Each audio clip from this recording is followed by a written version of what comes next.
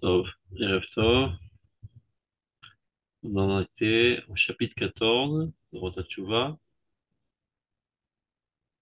paragraphe Kaf. On y va. Berifion Aratzon, Agorem Kama Mirsholim, Hashem Arbe Chesron Akoach Agufani. Il arrive parfois qu'on a un affaiblissement au niveau de la volonté. Et lorsque la volonté est faible, ben, ça amène à toutes sortes de problèmes, de faiblesses, de fautes. Si quelqu'un se sent totalement dégonflé, il n'a pas de volonté, donc il peut pas, par exemple, se lever à la prière, il peut pas étudier la Torah parce qu'il n'a pas envie, et il n'a pas la force de se mesurer à toutes les tentations, etc., etc. Donc, si la volonté est affaiblie, c'est toute la personnalité qui est affaiblie. Le moteur essentiel de la personnalité, c'est la volonté. Et alors, quelqu'un pourrait venir faire une introspection et se culpabiliser et aller chercher dans les hautes sphères spirituelles pourquoi il en arrivait à une telle décadence. Je dis le Rav, parfois, la cause ne se trouve pas dans les hautes sphères, mais tout simplement dans une faiblesse corporelle. Ça veut dire que lorsque tu es affaibli corporellement parlant, très souvent ça a des répercussions sur ton moral, parce que c'est ce qu'on appelle la relation psychosomatique. Lorsque le moral est raplapla, eh ben, le corps aussi est affaibli. Et vice-versa.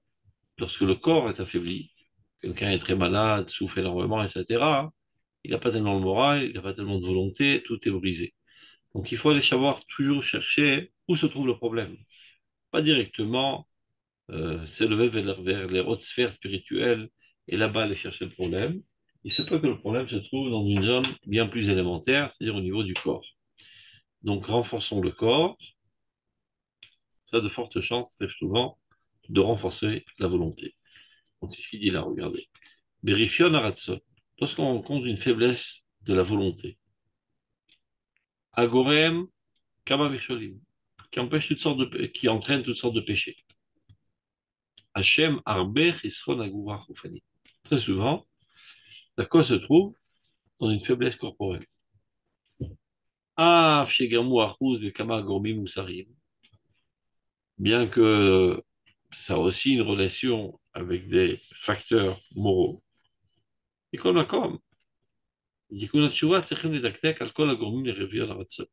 lorsqu'on en vient à faire teshuva, eh ben, il faut aller chercher dans tous les recoins de la personnalité ce qui a entraîné à l'affaiblissement de la volonté. Donc, évidemment, il faut faire une introspection morale, mais ne pas oublier aussi cet aspect. Car tout compte fait, notre personnalité elle a plusieurs étages. L'étage le plus élémentaire, c'est le corps. Sur cela, le nefesh, sur cela, le roi, sur cela, le neshama. Et si les fondations sont faibles, eh ben, tout le bâtiment s'écroule. Donc d'abord et avant tout, il faut renforcer le corps, tel que l'enseigne Rambam, Midarke Hashem ou Shagoufi et Bari. Et c'est pour ça que le Rambam, dans son livre de Yad HaZaka, lorsqu'il traite du développement des vertus, dans le chapitre de Ilchot Deot, dans le chapitre 4, ce sont toutes sortes de directives euh, médicales. Comment bien entretenir son corps, comment faire attention de ne pas manger des choses qui portent atteinte au corps, comment faire du sport, etc. Alors on peut dire, mais quel rapport avec la religion, tout ça, dirait des religieux standards? Ben, il explique le Rambam. Le fait d'être en bonne santé, c'est d'abord le fondement essentiel pour pouvoir servir Dieu, parce que si la machine ne marche pas, ta machine ne marche pas, ben, tout va rater dans la vie. Donc, d'abord, mets en place les fondations de ta personnalité, qui sont le corps. C'est-à-dire, donc le Rambam, il dit la même chose. Le Rav Kook a dit exactement la même chose. Lorsque tu vois que tu as un affaiblissement de ta motivation, tu es moins stimulé au service divin, tu te sens affaibli au point de vue de ta volonté, ne va pas chercher directement dans les hautes sphères de ta personnalité. Bien au contraire. Commence par les choses les plus élémentaires. vérifie, il se peut tout simplement que tu aies une faiblesse corporelle. J'avais donné l'exemple la fois précédente, parce qu'il avait déjà parlé de ça. Un élève de Shiva qui commence ses études. Donc, il a eu une décision noble d'aller consacrer quelques années de sa vie à l'étude de la Torah en Shiva. Et dès qu'il arrive au Bet Midrash, il s'endort. Alors, il se relève, il se mouille la tête, etc. Il se rendort encore une fois. Alors, il commence à se culpabiliser. J'ai pas assez de crainte de Dieu. Je comprends pas la valeur de la Torah, etc., etc. Il dit le Rav Kook avant d'entrer dans ces considérations, va faire un examen de sang. Il se peut tout simplement que tu n'aies pas assez de fer dans le sang, c'est la raison pour laquelle tu t'endors tout le temps. Donc, vérifions d'abord toujours les sphères les plus élémentaires avant d'aller chercher dans les hautes sphères de notre vie. Je ne retrouve plus d'image. Vous voyez le texte, vous? Voilà. Vous voyez le texte, c'est bon? Oui, oui, Oui. Très bien. oui, on le voit. Donc, lorsqu'on doit réparer notre personnalité, ben, il faut réparer tous les aspects et surtout ne pas oublier l'aspect élémentaire du corps. Ben biachas moussar, vator rouhani, ben biachas laguf et chizuk morotav. Donc que ce soit aller vérifier très méticuleusement tous les défauts au niveau de la morale, ou bien d'abord et avant tout au niveau du corps et le renforcement de ses forces. Kedeshi arom et sanafshi matsui. Pour que tout simplement ta vigueur se trouve en place. Beter tikun veshichlun besisi. Kafalef. Keshemet sairim dvarim nisgavim. Shanu rechokim mikinyanam ou merichashetam befort. Parfois, dans notre étude, on en arrive à concevoir des choses très très hautes, des niveaux de spiritualité, de service divin très très très hauts. Et on a comme l'impression qu'ils sont très très loin de notre personnalité et qu'on n'a presque aucune chance de les acquérir. Il faut savoir, dit l'enfant, il n'y a pas véritablement un écart du point de vue qualitatif. Ce n'est qu'un écart quantitatif.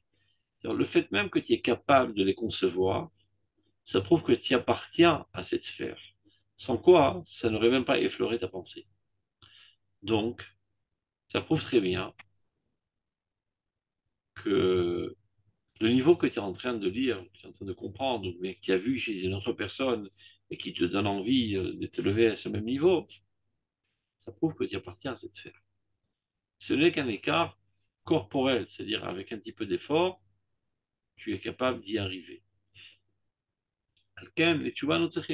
Donc tout simplement, ce qu'il nous reste à faire, au lieu de nous décourager d'emblée, de dire c'est pas fait pour moi, c'est fait pour les anges, c'est fait pour ceux qui sont nés de tzadikim, c'est fait pour les enfants des tzadikim, c'est pas ma cam, c'est oui ta cam. Le fait même que tu la comprennes, le fait même que tu y aspires, ça prouve que tu appartiens à ce niveau. Mets-toi au boulot, retrousse tes manches, écarte les saletés de ta personnalité, gravis les échelons, tu vas voir que tu y arriveras sans aucun problème.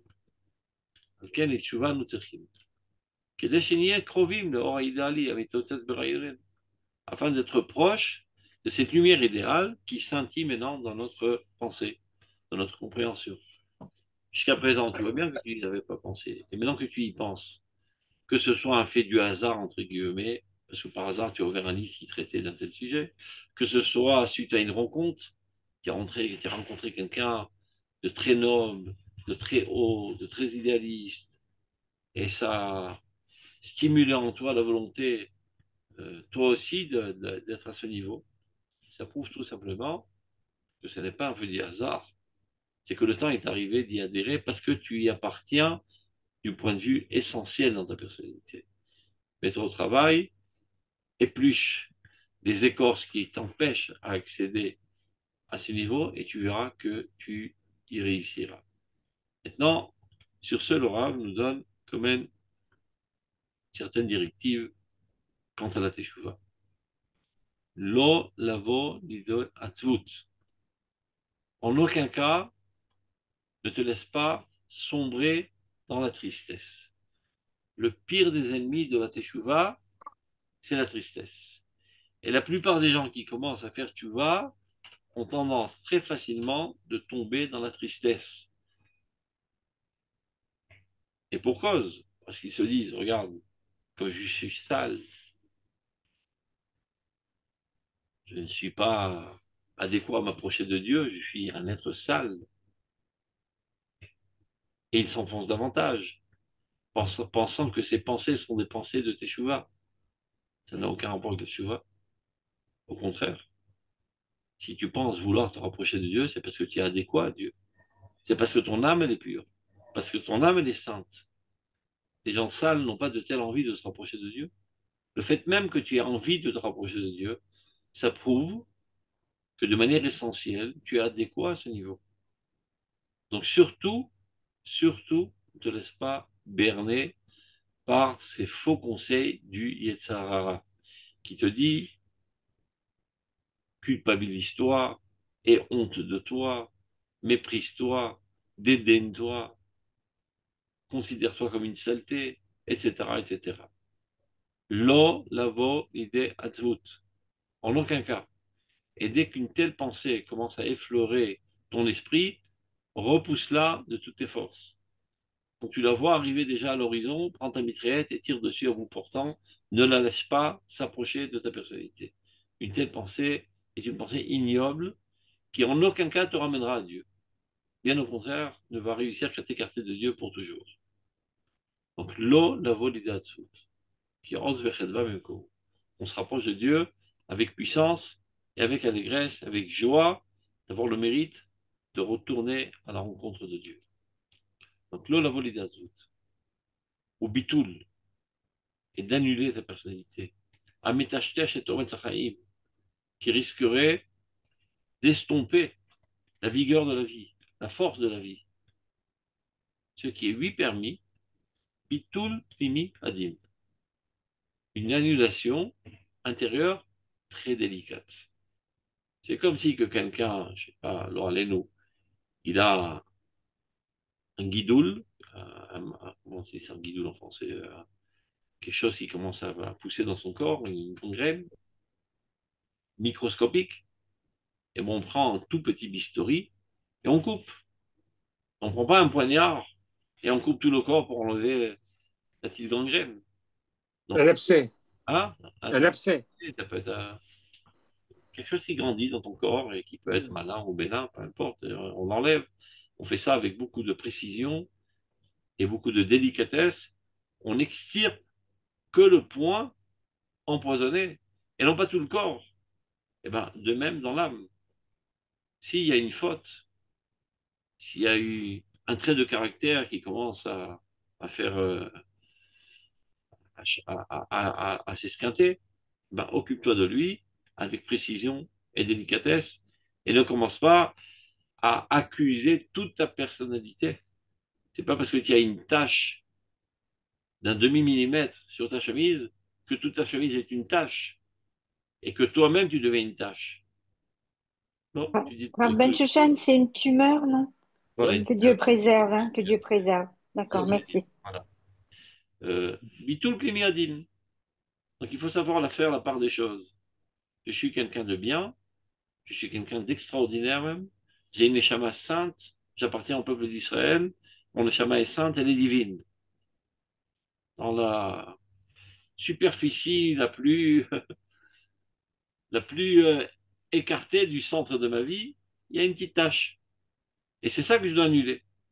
Et pas commencer à m'annuler totalement et m'accabler de toutes sortes de saletés. Bitul Plimi Adin. Amashpil est Tzad Amechouar, qui ne vient rabaisser que l'aspect moche de ma personnalité et non pas toute ma personnalité. Ce n'est pas parce que tu as fauté que tu es une faute. C'est pas parce que tu as une tâche que toi-même tu es une tâche. Tu es quelqu'un d'extraordinaire. Et Zera Kodesh El Avram Tzak Yaakov, qui appartient à la Knesset d'Israël, et est tombé sur le genou, qui a été une petite égratignure, Mais il faut s'en occuper sérieusement. Tu te désinfectes, tu mets un pansement, et tu te relèves de plus belle, et tu te remets à courir. C'est comme ça qu'il faut envisager la teshuva toujours. Amashpil et tatzad mechoar. Il n'y a que ça qui est permis. Rabaisser l'aspect moche qui est en nous. Ou meromem et kol maoutato ve'adin. Et parallèlement à cela, réélever toute l'essence du bien, toute l'essence de la délicatesse de ta personnalité. C'est-à-dire que tu dois œuvrer deux choses en même temps.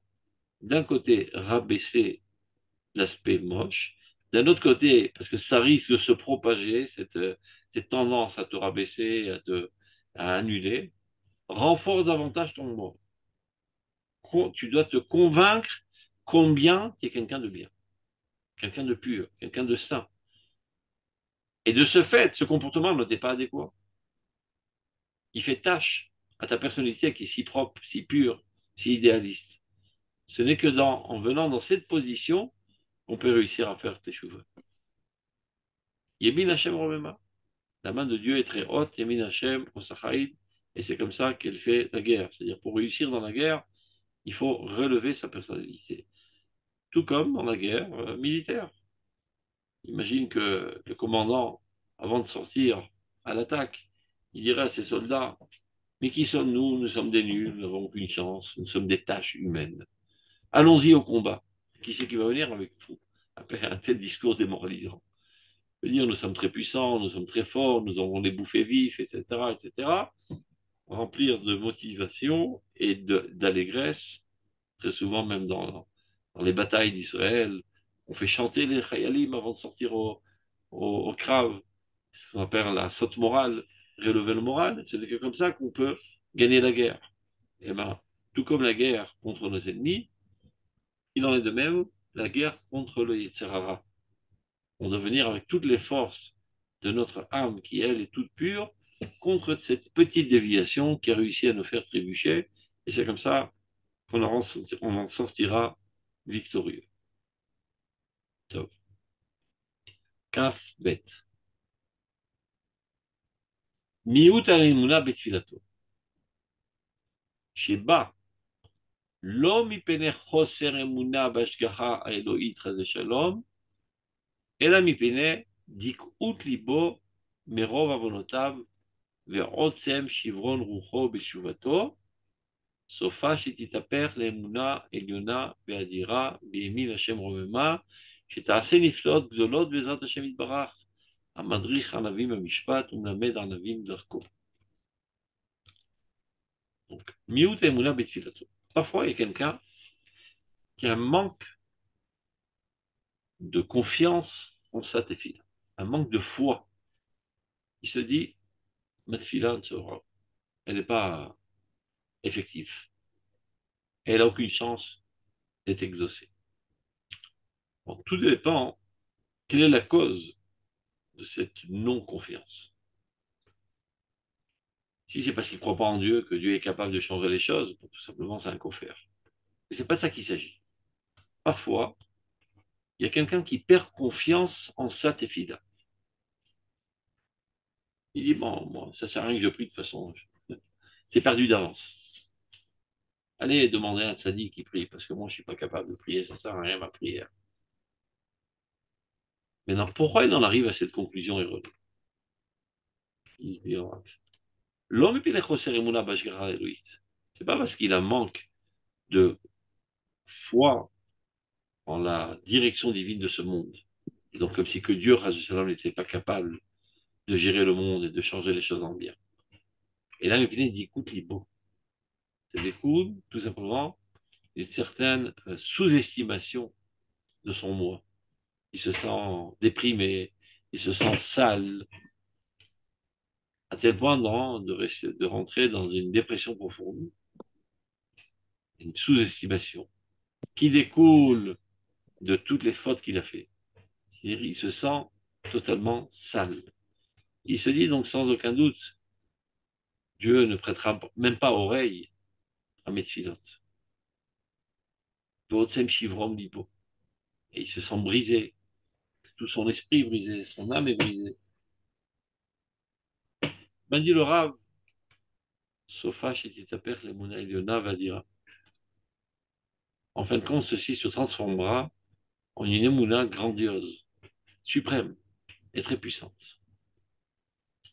En fait, pourquoi c'est comme ça? Pourquoi il en arrive à une telle dépression et sous-estimation de son moi? Parce qu'il a fauté. Il a honte de la faute. Il se sent repoussant. Il a un dédain profond de lui-même. Mais qui donc dans ce monde a un dédain de la faute?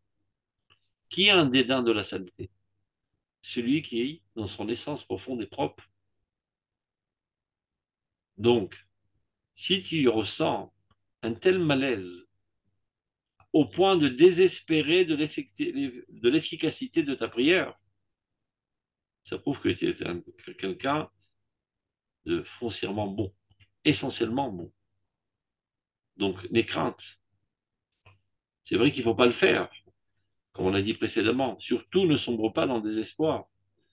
Mais si tu en es arrivé à un tel désespoir suite à tes fautes, ça prouve combien tu es bon et combien la faute te dérange, combien elle te crée un malaise, ce qui prouve combien tu es antagoniste à la faute et combien tu es pur et saint. Et donc, sans aucun doute que bien au contraire, ta prière sera super effective. Et finalement, tu en arriveras à une émouna grandiose. Bémi Hachem Revema, confiance totale en la main droite de Dieu qui saura exaucer des prières chez C'est toi. peut-être pour ça aussi qu'il faut prier en minyan. Il y a plus de chances que la prière collective soit acceptée. Ça, c'est évident, mais ce n'est pas le sujet. Est-ce qu'elle va être acceptée ou pas acceptée? Donc, on essaie d'analyser cette personne, pourquoi il en arrive à un tel désespoir de sa prière. Parce qu'il se dit, je suis quelqu'un de sale, donc aucune chance que Dieu m'écoute. Mais si tu en arrives à un tel désespoir de ton moi, parce que tu as fauté, ça prouve combien que ton essence intérieure est antagonisme à la faute. Ça prouve combien que tu es quelqu'un de bien. Et donc, au contraire, ta prière sera super acceptée. Qui est assez niflot gedolot. Et bien au contraire, cette fille-là fera des merveilles à la grâce de Dieu. Amadrich Hanavim, qui Dieu toujours vient en aide des modestes. Ce bonhomme-là, il en arrivait par un surplus de modestie à même un complexe d'infériorité. Et cet Anava, il en est arrivé par un dégoût profond de ses fautes. Donc maintenant, il se trouve dans une situation de modestie profonde. Dieu aime beaucoup les modestes.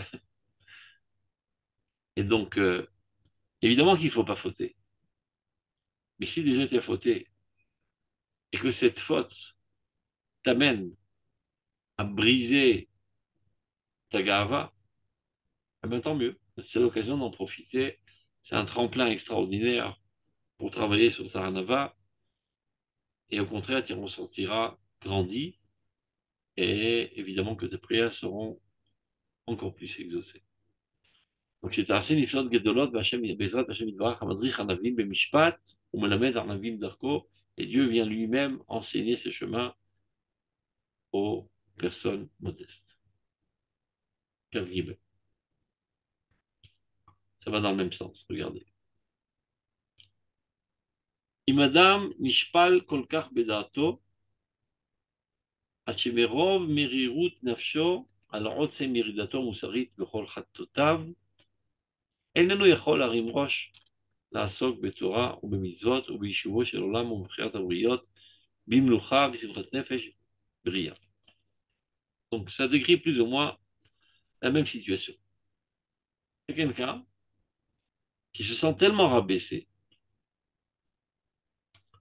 à tel point qu'il en arrive à une amertume d'âme à cause de sa chute morale, de toutes ses fautes. Il n'est plus capable de sortir la tête du trou dans lequel il est en train de sombrer, à tel point que ça le neutralise.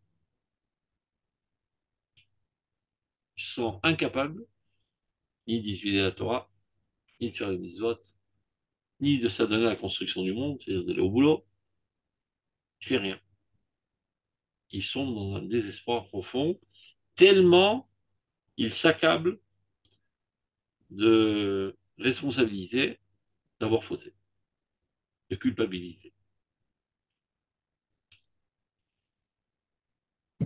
Et donc il est dans un état assez pathologique. Des fois, on peut arriver à une dépression profonde où le bonhomme il reste alité pendant des jours et des mois sans rien faire. Comment s'en sortir? Et bien encore une fois, il faut faire une auto-analyse.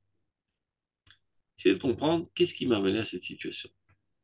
Donc évidemment, ça dépend de la situation dans laquelle il est arrivé, parce que quand il en arrive à une situation pathologique très très grave, il n'est pas à même de faire cette auto-analyse. On parle au tout début. Sachez qu'il y a des gens qui restent parfois à cause d'une dépression profonde, alité pendant des mois et des années sans rien faire. Et paraîtrait-il qu'il y a un certain remède qui marche sans comprendre exactement comment il marche. On lui met des électrodes sur le crâne, un bon coup d'électricité, et comme on dit, ça remet le Windows, ça fait remonter le Windows. Il se relève sur ses jambes. C'est comme si il y avait quelque chose de coincé dans les cellules cérébrales, et tout d'un coup, tout se remet à fonctionner, il se relève sur ses jambes, il se remet au boulot, comme si de rien n'était. On parle pas de ces situations 4C, extrémistes. On parle de quelqu'un qui commence à déprimer à cause du fait qu'il se culpabilise d'avoir fauté. On dit, Laura, regarde, pas besoin d'aller chez une autre personne pour t'analyser psychiatriquement, tu peux le faire toi-même. C'est-à-dire que la cime est libre. Essaye de faire un examen de conscience. Qu'est-ce qui t'a amené à cette situation? Qui me dit, écoute, lève kazot, alcool vonotav. Si tu te sens tellement sale, tellement déprimé, tellement peu valeureux à cause de tes péchés, sans aucun doute, qu'à ce moment même, tu es un bas de tchouva parfait. Parce que c'est quoi la teshuva en fait? C'est de repousser très fortement la faute, de sentir un dédain profond envers la faute. Et ben, c'est exactement ce que tu es en train de faire. Et pourquoi tu repousses si fortement la faute? Parce qu'elle est exactement le contraire de ta personnalité. Comme je dis toujours le même exemple.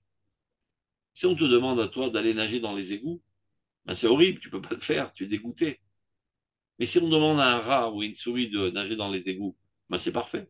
C'est exactement harmonique à son être. Donc si tu te sens tellement mal dans les égouts, c'est parce que tu es l'antagoniste total des égouts et de la poubelle. Mais si tu te sens tellement bien dans la poubelle et dans les égouts, c'est parce que ta sphère, c'est ça. Donc si tu te sens tellement dégoûté de la faute, ça prouve qu'au fond de ton être, qui est quelqu'un de pur, qui est quelqu'un de saint, pas seulement de pur.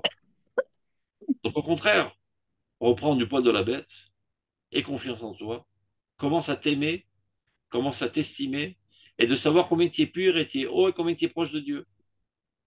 Et ressors de ce sable mouvant de désespoir, et tu vas voir que la vie est belle, et que tu es digne d'étudier la Torah, de faire des mitzvot, de vivre en sociabilité, etc., etc.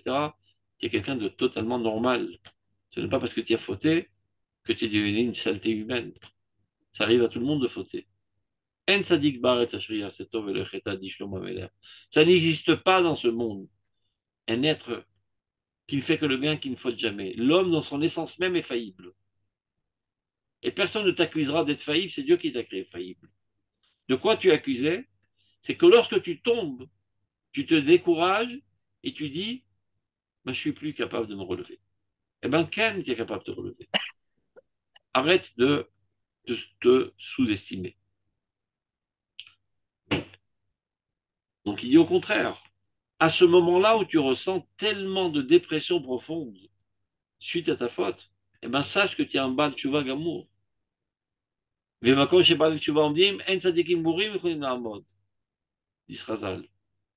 niveau où se trouvent les Baal Tshuva, les plus grands tzadikim ne peuvent pas se tenir.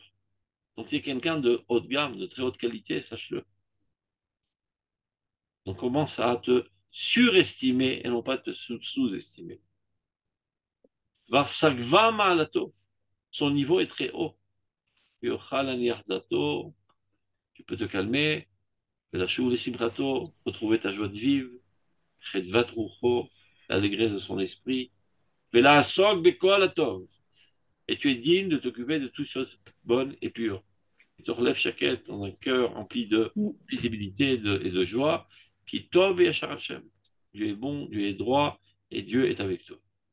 Ah, Ben Chouchan, vous Et faites allusion à quelqu'un, comme vous disiez donc, dans un cours précédent, qui fait une tchouva ila, c'est-à-dire très haute tchouva, mais c'est pas une l'immense tchouva par majorité crainte des... du châtiment. C'est pas une tchouva par Ah, crainte du châtiment qui ah, est, comme on dit, mieux que rien.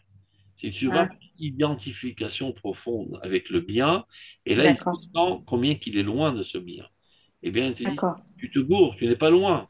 Le fait même que tu te sens tellement loin, c'est parce que tu es tellement proche. d'accord. Merci. Ouais. Je vais raconter une petite anecdote. Mon maître, en tout cas, Tzadik Kadosh le Bracha, nous a raconté une fois qui s'occupait de quelqu'un en processus de teshuva. Donc il a étudié longtemps avec lui. C'était quelqu'un de totalement chilonique, on l'appelle, et qui a commencé à s'intéresser au judaïsme. Donc il étudiait avec lui en Hebrouta, les fondements de l'Emouna, etc. Un beau jour, il lui dit, Tov, ça va, j'ai compris l'Emouna. Maintenant, je vais mettre en pratique. Je vais commencer à faire les mitzvot. Alors, c'est vrai, il dit, attends un peu. Il faut être mûr. Non, non, non, j'ai plus de patience. Ça va, j'ai tout compris, je veux faire les mitzvot. Top, si tu insistes tellement, pourquoi pas. Alors, à partir de demain, je vais mettre les filines et venir prier avec toi à la synagogue, etc., etc. Pas de problème. Donc, il lui donne rendez-vous à la porte de la synagogue. Il arrive le matin, tout content, avec cette filine en main et son talit. Pour la première fois, il rentre à la synagogue. Et alors, c'est comment elle rentre avec lui. Et tout d'un coup, il disparaît de la circulation. Il cherche partout, là, c'est quand même, mais oui, il est passé le bonhomme qui était avec moi. Il a disparu, il s'est éclipsé, il s'est évaporé, il a disparu. Donc, il rentre faire sa prière comme toujours. C'est quand même. Après la prière, il lui téléphone, il dit, mais où tu as disparu? Il dit, écoute, je suis arrivé au seuil de la synagogue. J'ai vu ces juifs là, avec les filines, et le talit, et l'Aaron Kodesh, et cette ambiance remplie de pureté et de sainteté. Et moi qui est un être si sale, je n'ai pas osé rentrer dans la synagogue. Alors je me suis sauvé. Mais c'est exactement ce que le Rav décrit. Une telle sensation de se sentir tellement inadéquat à la sainteté, parce que tu te sens tellement sale, ça prouve combien tu es propre. C'est exactement le contraire. Ça prouve combien ton intériorité est propre et combien tu ressens un dédain profond des saletés qui sont sur toi, mais qui ne sont pas ton essence. Donc commence à t'aimer, à t'estimer et arrêter de te culpabiliser. La Dis-moi, faute est Rav, une faute et tu dois la regretter amèrement et ne plus la refaire, mais toi, tu n'es pas une faute. Oui, qu'est-ce que tu voulais dire? oui, s'il te plaît, j'espère que c'est pas gênant ma question, Non. mais un jour, tu nous as donné une anecdote. J'avais l'impression que tu en avais dit trop ou pas assez. Tu nous avais dit que ton Rav, il t'avait un jour donné une gifle. Non, Et c'était que une pour manière toi, de c'est... parler. C'est une manière de parler, c'est-à-dire le Rav Zuckerman, dans son approche éducative, il grondait, c'est-à-dire donner une gifle. Il grondait et on recevait ces remarques avec beaucoup d'amour, bien que ça faisait très mal, parce on savait pertinemment que ça provenait d'une source très très pure d'amour profond vers ses élèves. Et il ne voulait pas les laisser rester petits toute leur vie, donc il était toujours en train de nous stimuler. Mais il savait avec qui agir de cette manière, avec qui agir d'une autre manière. Les gens qui étaient très très loin du judaïsme, au contraire, il les enveloppait d'amour et de renforcement, etc. Mais ses élèves, il était très très réprimandant pour ne pas leur permettre de rester dans leur petitesse et de grandir constamment. Et même quand ça faisait mal, finalement, on était empli d'amour avec lui parce qu'on savait que ça provenait d'une source très très pure. Ok, Top, merci. on continue. Il faut savoir que ce sont des approches différentes dans le judaïsme. Il y a Hillel et Shammai. Hillel, il était toujours enlaçant et embrassant et encourageant, etc. Alors qu'Hillel, Shammai, c'était quelqu'un qui, au contraire, qui réprimandait. Alors le Rav Souda expliquait que Hillel pouvait se permettre d'être Hillel parce qu'il savait qu'il avait à côté de lui Shammai. Donc ça créait un certain équilibre dans le peuple d'Israël. Et Shammai pouvait se permettre de n'être que Shammai parce qu'il savait qu'il avait à côté de lui Hillel. Et que le peuple d'Israël, en fin de compte, recevrait les deux facteurs en même temps, Yamin Mekarevet et Smoldocha. Dans l'éducation, il faut toujours œuvrer avec ces deux facteurs en même temps. Remettre en place, mais donner aussi beaucoup d'amour. Mais parfois, il y a certaines générations où le manhig essentiel se retrouve tout seul sur la place. Et donc, des fois, il est Hillel, des fois, il est Shammai. Il y a des élèves du Rav Souda qui racontaient, un des élèves, il dit, quand j'étais jeune, je sais pas, j'ai fait une gaffe. Alors, le Rav Souda m'a enlacé très fortement, il m'a donné une grosse bise, et en même temps m'a foutu une claque. Vous comprenez? Ça veut dire ce que tu as fait, c'est gravissime. Et ça ne peut pas passer comme ça. Et c'est pas pour autant que je t'aime pas. Je t'aime énormément. Et c'est d'Afka parce que je t'aime énormément, je ne veux pas te laisser sombrer dans la saleté, donc je te secoue un petit peu. Donc, c'est dur de faire la part des choses. Très très dur. C'est un mixoa complexe. Donc la plupart des rabbins, de manière générale, surtout du courant du Rav Kook, sont plutôt positifs, encourageants. Le seul que j'ai connu d'ailleurs qui savait aussi piquer, c'est Laurent Zuckerman. Et parce que dans son plus profond être, il était d'abord et avant tout Hillel, empli d'amour, inconditionnel, envers tout le peuple d'Israël et tout juif, et tout être humain même. C'était un volcan d'amour. Et fondé sur cet amour, il ne pouvait pas permettre à ses élèves de se laisser aller. Donc de temps à autre, il est secoué. Tov, Kavdalet. Aboucha shemit בפנימיות הלב מפני החטא, אף על פי שהיא דבר שבטבע, מכל מקום יש בה קצת כפרה. La honte que nous ressentons au plus profond du cœur à cause de la faute, bien que ceci soit quelque chose de naturel, tant qu'on n'a pas esquinté notre nature, malgré cela, il y a en cela une certaine expiation de la faute. C'est-à-dire cette réaction naturelle d'avoir honte de la faute. Déjà commence le processus de l'auto-nettoyage.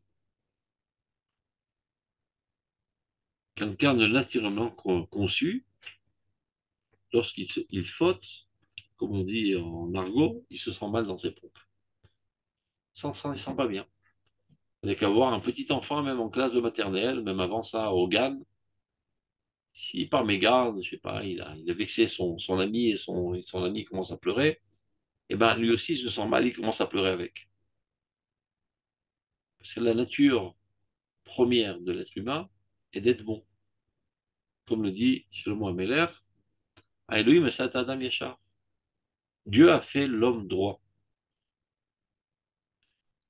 Donc, la tendance première de l'être humain, et à plus forte raison de l'être Israël, est d'être bon.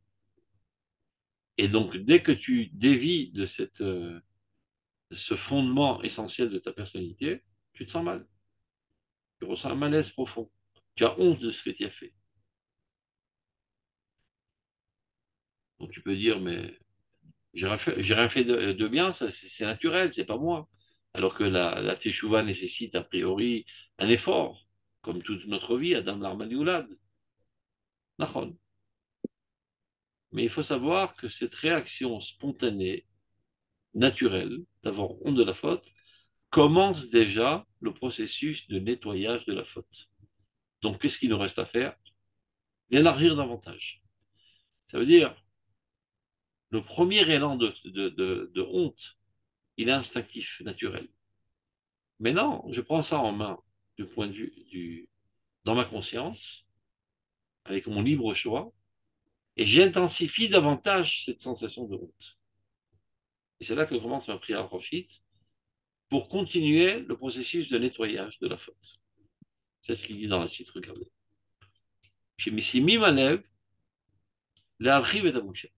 Maintenant, quand on prête attention à élargir davantage cette honte, encore une fois, faire attention à ce qu'on a dit précédemment. Je n'ai pas honte d'être, j'ai honte de la faute. Il y a une différence essentielle entre mon être, ma personnalité, mon âme et la faute. Oui, de la faute, j'ai honte. J'ai honte de m'être comporté de la sorte, parce que c'est totalement contraire à mon être qui est si pur et si saint. Donc, il y a une réaction naturelle que Dieu a ancrée en nous, d'avoir honte de la faute. Maintenant, prends ça en main, de manière consciente, intensifie davantage cette honte. Pense-y fortement. Propage-la dans tous ces aspects. Je me suis mis ma lèvre, l'archive est à boucher. Lorsqu'on prête attention maintenant, d'élargir davantage cette honte. Kol mashi mitrachevet, arim al-chevet et trou garcelich. Plus elle s'élargit, plus elle se propage dans ta personnalité, et bien plus elle élargit le cercle du pardon, du nettoyage, de l'expiation de la faute. Al-kol achatayim kulam. Non seulement envers cette faute, mais envers toutes les fautes. Alors comment ça marche? Je n'ai pas compris. Je viens de faire une faute maintenant. Et j'ai honte de cette faute. Comment se fait-il que cela me pardonne de toutes les fautes? Parce qu'en fait, de quoi j'ai honte? J'ai honte d'avoir transgressé la volonté de Dieu. C'est de ça que j'ai honte. C'est-à-dire le fait même de fauter. Pas spécifiquement cette faute elle-même, mais le fait même d'avoir osé transgresser la volonté de Dieu. Donc ça, c'est la source de toute faute. Donc si je guéris le mal à sa source, ben ça guérit toutes les autres branches.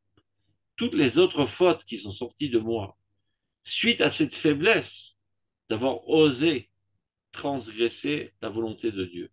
Et maintenant, j'extirpe cette volonté de pouvoir avoir osé transgresser la volonté de Dieu par cette honte que j'intensifie davantage. Donc automatiquement, toutes les sales branches qui sont sorties, elles aussi maintenant sont nettoyées. Qui arrive, il explique. Toutes les fautes sont liées les unes aux autres, fondées sur le principe qu'une avéra en entraîne une autre. Comment ça marche? On a expliqué à plusieurs reprises que toute expression, mis à part le fait qu'elle est expression, elle renforce la source. Une fleur qui sort, qui s'épanouit, ça renforce la racine. Et une fois que la racine est renforcée, ça donnera d'autres fleurs. Et ces autres fleurs qui sont sorties renforceront davantage la racine, qui donneront d'autres fleurs. Mitzvah, goret, avera. Mitzvah, goret, mitzvah. J'ai fait une mitzvah, j'ai réussi à exprimer tous les aspects bons qui ont c'est mon âme, dans un comportement positif. Donc j'ai fait couler la sève de la racine aux branches jusqu'à la feuille et jusqu'au fruit. La racine s'est renforcée elle-même. Parce que pour pouvoir donner de la sève, elle-même doit aller puiser très très profondément dans les minéraux pour s'enrichir davantage de minéraux. Donc, en exprimant, je renforce. Tout comme lorsque la vache allaite son veau, tu veux dire, alors ses mamelles vont se vider. Au contraire, elle en reçoit davantage. Tu fais du sport, tu veux dire, mes muscles vont se fatiguer. Au contraire, ils se renforcent davantage. Toute expression d'une force renforce l'origine de la force. Mais c'est vrai dans les deux sens. Quand il y a des conceptions sales, des tendances sales, mais qui pour l'instant ne sont qu'au niveau de l'abstraction, mais que malheureusement tu as réussi, entre guillemets réussi, à exprimer dans le concret, eh ben, ça renforce cette tendance mal. Et donc ça donnera naissance à d'autres tendances mal, à d'autres comportements qui dévoileront cette tendance mal. Donc c'est vrai dans les deux sens. Mitzvah goret mitzvah, avera goret avera. Donc chaque fois que tu penses peut-être te laisser aller à faire une avera, réfléchis 100 000 fois. Tu rentres dans un cercle vicieux qui va faire boule de neige et tu vas te trouver dans encore une centaine d'autres avérotes suite à cette avera. Avera goret avera. En faisant cette avera, tu as renforcé la racine de l'avera, c'est-à-dire la tendance négative de pouvoir te permettre de contrecarrer la volonté divine. Une fois que c'est fait, toi, c'est pas la fin du monde. Tu vois, je l'ai fait, et rien ne m'est arrivé. Donc ça affaiblit davantage ta température d'amour de Dieu, de respect de la volonté de Dieu. Et tu t'en es écarté. En t'étant écarté, eh bien, ça sera encore plus facile la prochaine fois de fauter davantage. Mais maintenant que tu as honte de la faute, ce n'est pas spécifiquement de cette faute que tu as honte. Tu ressens vraiment une souffrance atroce de t'être permis d'avoir transgressé la volonté de Dieu. C'est comme ça que tu corriges la faute à son origine. Et donc, ça corrige toutes les autres fautes.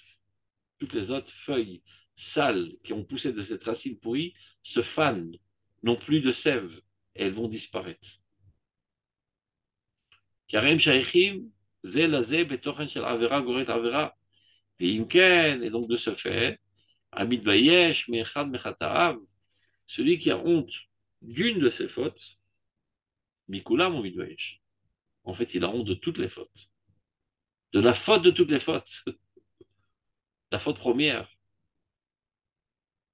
qui est de se permettre de transgresser la volonté de Dieu. La tchouva dit chez l'Irat Hashem. Donc cette tchouva vers la crainte de Dieu, il s'agit là de la crainte de la révérence, non pas la crainte du châtiment. C'est-à-dire que tu ressens une admiration profonde envers Dieu qui crée un certain écart. Ça s'appelle la crainte de la révérence. Shia Boucha. Alors, comment ça s'exprime, cette crainte de la révérence, au niveau du sentiment, la honte. Après, quelqu'un que tu admires énormément, tu te sens tout petit à côté de lui, tu as une certaine réticence de t'approcher, tu ressens un certain écart, tu te sens honteux un petit peu. Donc ce sentiment de honte, c'est en fait, c'est comment dire ça, un symptôme de ton admiration de la divinité. Irat Hashem, Irat Aromamut. Les émites pachette, alcool, shiokumato. Finalement, cette approche se propage sur toute la stature de ta personnalité. ומתכפר לו בזה אפילו מחטאים דבעינן באוך תשובה רבתה דחזיה לחפה על כל עובדוי. C'est plus du Zohar. À tel point que ceci est à même d'expier, de pardonner, même les fautes les plus gravissimes qui nécessitent une très très haute tchouva qui elle seule est capable de pardonner toutes les fautes. Dans ce Zohar, c'est l'occasion de l'expliquer. Il y a une faute très très très, très grave qui s'appelle Ashratat Zera Levatala. Ça veut dire faire couler comment on appelle ça, des spermatozoïdes, sortir des spermatozoïdes de son membre génital pour rien. À tel point que dans plusieurs livres de morale, il y a marqué celui qui fait ça, c'est impardonnable pour toute la vie. Chayav Mita. Rien ne peut le pardonner. Alors malheureusement, ceux qui ont développé une addiction à cette faute de gravicisme, lorsqu'ils rencontrent un tel texte, ils se disent, on suis perdu alors. J'ai aucune chance de me rattraper. Perdu pour perdu, autant continuer à avoir plaisir, et avoir plaisir de tous les plaisirs de ce monde, et laissons tomber totalement tout le judaïsme. Donc il faut savoir qu'une telle phrase n'est pas tellement constructive, mais est énormément destructive. Lorsque le Zohar a dit que une telle faute est impardonnable, il voulait dire impardonnable par une tchouva commune, une tchouva basse, une tchouva fondée seulement sur la, la crainte du châtiment, c'est-à-dire un changement comportemental par un facteur extérieur de la crainte du châtiment ou par l'espoir de la récompense. Un val tchouva ilaha, une tchouva grandiose, chazia lechapal kol uvdoi, elle est à même à pardonner toutes les fautes. Une tchouva grande, on en a étudié au début du livre, une tchouva fondée sur une identification totale avec l'idéal divin. C'est-à-dire, ce qui m'amène à faire tchouva, c'est par amour de Dieu, par amour de l'idéal divin, par envie profonde d'adhérer à cet idéal divin. Donc j'ai subi une métamorphose de ma personnalité. Je suis plus le même bonhomme. Je suis divin totalement dans ma conscience, dans mes aspirations, etc. Ben, il reste plus rien de sale en moi. Tout tombe. Vien d'avoir au du final tchouva. D'ailleurs, même sans, on l'aurait compris de nous-mêmes, parce qu'il y a un klal dans l'étude de la Torah. Lorsque tu as un principe de base, qui apparaît dans énormément de sources de la Torah, et tout d'un coup tu rencontres une source qui a priori a tendance à contredire ce principe, ben, tu ne vas pas remettre en cause tout le principe parce que tu as trouvé une source unique qui contredit ce principe. Au contraire, force la main s'il le faut, même viole le texte s'il le faut, pour aligner cette source à la lumière de toutes les autres sources qui vont dans une ligne de principe. C'est comme ça qu'on étudie la Torah. Très souvent, Tosfot le fait même, on voit quelque chose qui paraît bizarre. Mais Tosfot, il dit, non, ça veut dire, prends pas trop au sérieux ce qui est marqué, c'est peut-être une faute de frappe, une faute de formulation. Impossible de concevoir qu'une source unique puisse contredire toutes les sources qui décrivent un des fondements essentiels du judaïsme. Donc, un des fondements essentiels du judaïsme, chez En Davar Omed Bifnat Teshuva. Rien ne peut se tenir contre la Teshuva, peu importe la situation. La pire des fautes que tu aies jamais faites dans ta vie, c'est toujours réparable. Même le crime. Toutes les fautes. Alors, comment on peut concevoir que quelqu'un qui a assassiné une autre personne, il peut faire Teshuva? Et ce jeune adolescent qui malheureusement s'est laissé aller à des tendances basses, il n'a pas pu se retenir, et finalement, Chazé Shalom, il a développé une addiction vers cela. Alors il est perdu pour toute la vie? C'est pas possible. Donc, pourquoi le Zohar dit ça? C'est pour dire combien c'est grave. C'est pas quelque chose qu'on peut passer à la légère, c'est quelque chose de très gravissime. Ça mérite la mort, c'est impardonnable, c'est une manière de parler. Avid inish de gazine. Parfois, l'homme a tendance à exagérer pour montrer l'importance de la chose. Mais il ne faut pas prendre au pied de la lettre ce qu'il dit. C'est tout simplement pour dire que c'est une faute gravissime. Et que ne pense pas qu'avec une petite chouva, ça veut dire un changement comportemental, tu puisses changer la situation. Et d'ailleurs, ceci ne t'amènera jamais à te libérer de cette addiction. Il faut grandir, tout simplement. Grandis.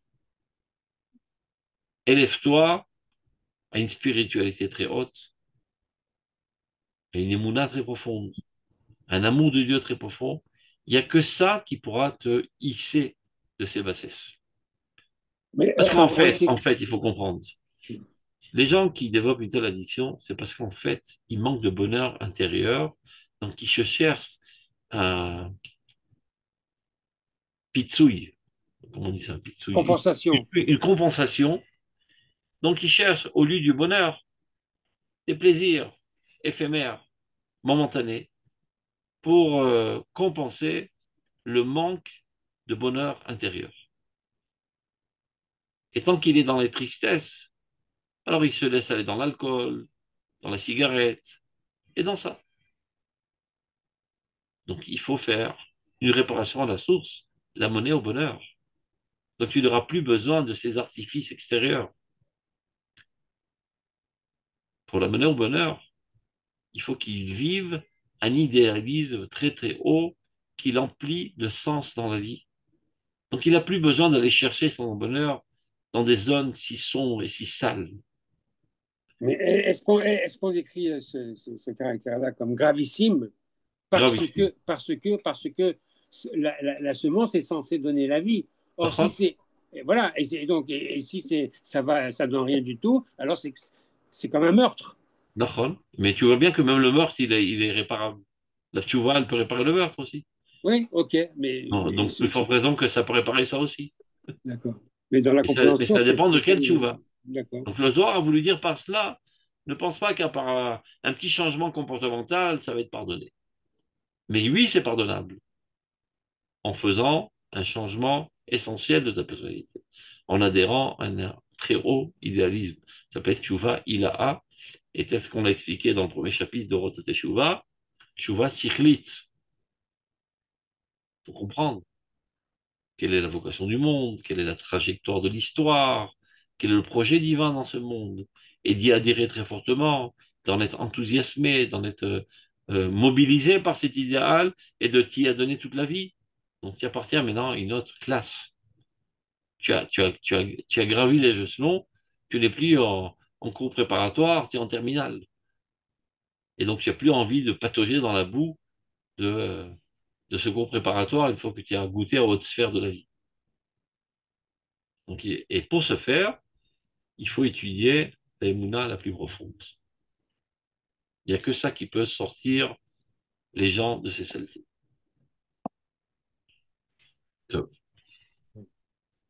Tout comme d'autres addictions à la pornographie, etc. C'est pareil. Raph, tu sais qu'on a un cours là, c'est c'est à la même heure là, il faut voir. Dans combien de minutes? On fait Bah, juste cette normalement, pisca. c'est On maintenant. fait juste cette pisca, elle n'est pas très longue. Vas-y, vas-y. Après, ça sera un autre sujet parce que Ok.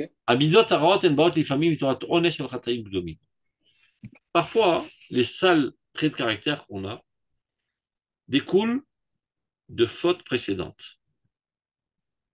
Il y a des enfants qui naissent déjà avec des déviations au niveau des traits de caractère. Il est né coléreux, il est né radin, etc., etc. Il y a des midotes qu'on développe le long de la vie parce qu'on a été influencé par des conceptions erronées. On a vécu dans un environnement où tous étaient coléreux, alors on est devenu coléreux, etc. Mais il y a d'autres causes, dit le Rav. Parfois, un péché entraîne une midara. Comme dit le Ramban, par exemple, le Ramban, euh, ben, si tu égorges la vache et son veau le même jour, ça développe en toi une cruauté. Donc, tu vois qu'il y a une corrélation parfois avec des comportements interdits qui entraînent finalement des traits de caractère sales. Donc dans ce cas-là, où l'amida, elle est née d'un péché, il